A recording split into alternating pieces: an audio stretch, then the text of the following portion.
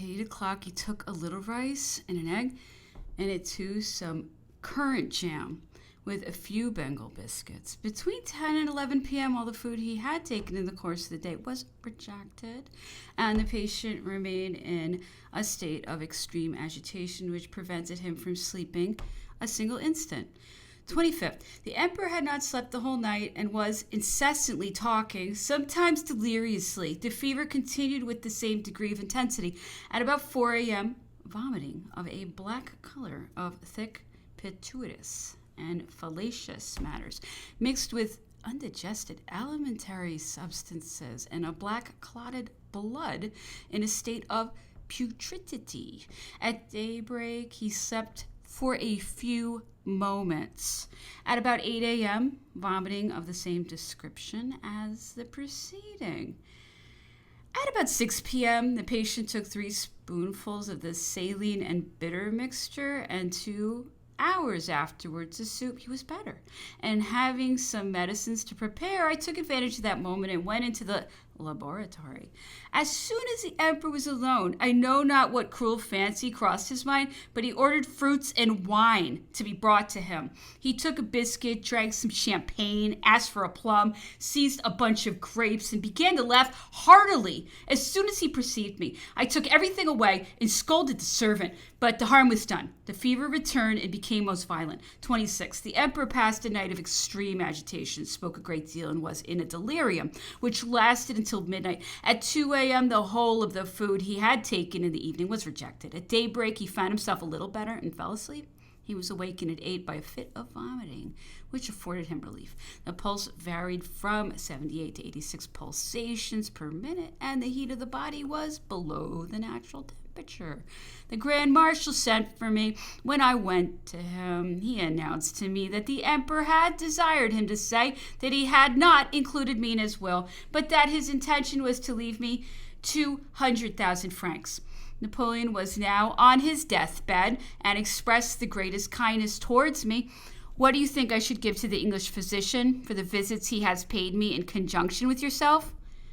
I could not presume to assign limits to the munificence of your majesty. Do you think 500 louis is enough? Yes, sire, I believe it is. Well, I leave him 12,000 francs, and to you I leave 100,000. I requested him not to trouble himself about such melancholy arrangements, and he resumed, would you be glad in the service of Maria Louisa to be attached to her as her surgeon, as you now are attached to me? If I were to lose your majesty, that would be the object of all my ambition. She is my wife, and the greatest princess of Europe, and the only one you can henceforth serve. I will never serve any other. Very well, I shall write to the Empress. I hope you will be satisfied with what I shall do for you. The fever lasted the whole day with continued alternations of improvement and relapses. The patient experienced a parching thirst, icy coldness in the feet, vague pains in the abdomen, nausea and vomiting of the same nature as already described. The 27th. The emperor had passed a night of considerable agitation and had been unable to repose a single instant until daybreak, when he slept a little. At 8 a.m., vomiting of a considerable quantity of glarous matters mixed with oh my goodness, I can't read all this. About 3 p.m., he endeavored to write, but his strength was gone, and he could only trace a few lines of the 8th codicil to his will, proposing to finish it the next day, complete and general. At Tinny, death had already seized him. He was fast hastening to his grave. Between 5 and 6 o'clock, he took a little food, which rested on his stomach. At 7 p.m., Napoleon at last made up his mind to leave the small, inconvenient, and ill-ventilated room, which he then occupied, to go and settle in the drawing room. We were preparing to carry him. No, said he. You may do that when I'm dead. For the present, it will be sufficient that you support me. 28th. The emperor had passed a very bad night and had several vomitings of the nature already described. Pulse extremely weak, varying from 84 to 90 pulsations per minute. Heat of the body much below the natural temperature. 6 a.m. Vomiting similar to the preceding. The fever increased. The icy coldness became universal. strength in the last stage of prostration. In about an hour afterwards, the patient took a soup, an egg, and a biscuit dipped in a little red wine.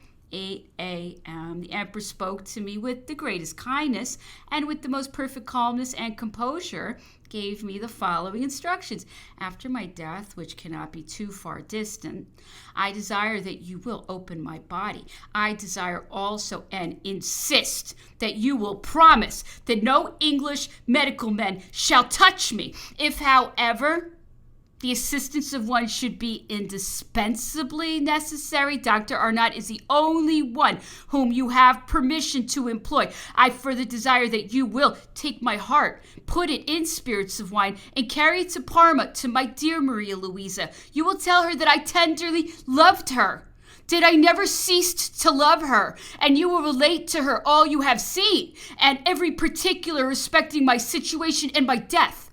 I particularly recommend to you carefully to examine my stomach and to make a precise and detailed report of the state in which you may find it, which report you will give to my son. The vomitings which succeed each other almost without interruption lead me to suppose the stomach is of all my organs the most diseased, and I am inclined to believe that it is attacked with the same disorder which killed my father. I mean a cirrhosis of the pylorus. What is your opinion?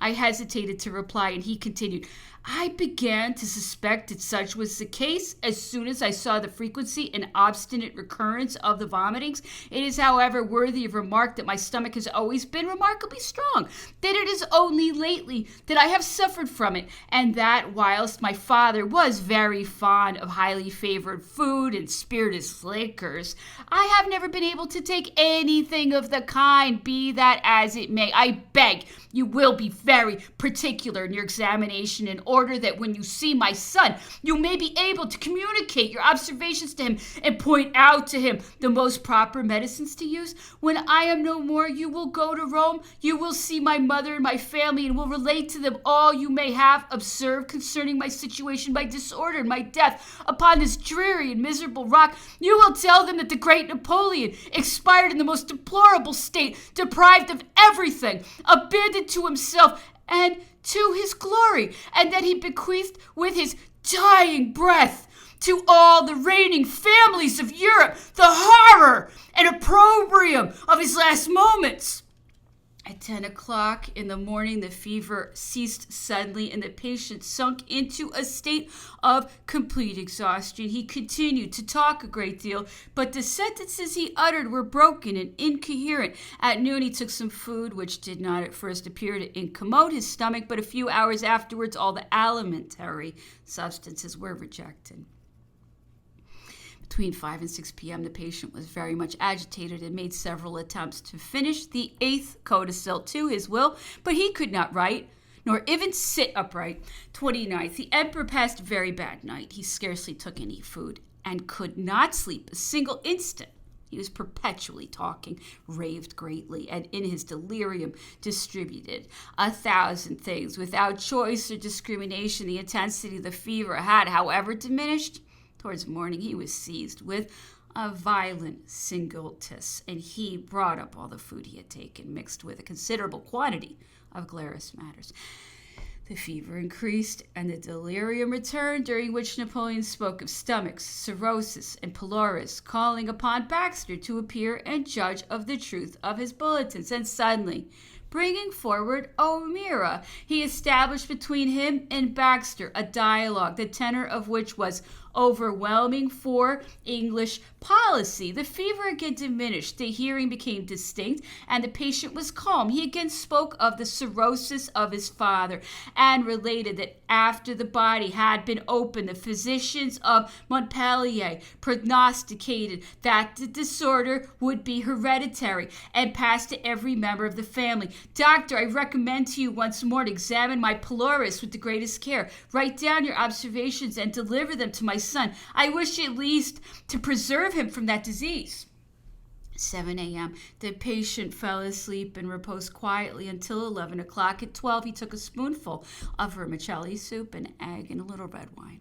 Pulse varying from 97 to 98 pulsations per minute. Heat of the body considerably above the natural temperature. At 1 p.m., The plaster I had applied to the epigastric region having produced but little effect, I requested the emperor to allow me to substitute a blister. Since you wish it, said he, be it so. Not that I expect the least effect from it, but my end is approaching, and I am desirous of showing, by my resignation, my gratitude for your care and attentions. Apply therefore the blister. This I did, but unfortunately, nature was exhausted. The blister remained 21 hours without acting. Napoleon was free from vomiting and drank a great deal of cold water. If fate had decreed that I should recover, I would erect a monument on the spot where the water flows and would crown the fountain in testimony of the relief it has afforded me. If I die and my body, prescribed as my person has been, should be denied a little earth, I desire that my remains may be deposited in the cathedral of Ajaccio in Corsica. And if it should not be permitted to me to rest where I was born, let me be buried near the limpid stream of this pure water. I propose to him the following prescription: aqua menta viridia, bunch of Latin. But he would not take it. I vainly endeavored to triumph over his repugnance. He refused even food and reposed the remainder of the day. At 9 p.m., I applied 2 blisters on the thighs. 30th, the emperor slept a little during the night. He had twice a return of vomiting of the nature already described. On the fever went on increasing until daybreak, when it lost part of its intensity. 9 a.m. The patient was almost free from fever and tolerably quiet, pulse weak and depressed, varying from 84 to 91 pulsations per minute. Heat of the body below the natural temperature. At 1 p.m., I vainly endeavored to induce the emperor to take some internal medicine. He obstinately refused. Solemnancy. The hiccups still continued. At 3, the fever increased, and it was only towards evening that it began to lose a little of its intensity. The patient refused to take any food. Between 9 and 10, the fever again increased. General agitation, anxiety, hiccup, breathing deep and difficult. 1st of May. Pulse low and frequent, giving as many as 100 pulsations per minute. Heat below the natural temperature. Heat of the body above the natural temperature. Skin still damp and clammy. General anxiety. The patient was delirious and spoke incoherently. The symptoms increased in intensity until towards the middle of the night. The emperor had taken during the whole day only 2 biscuits and a little red wine.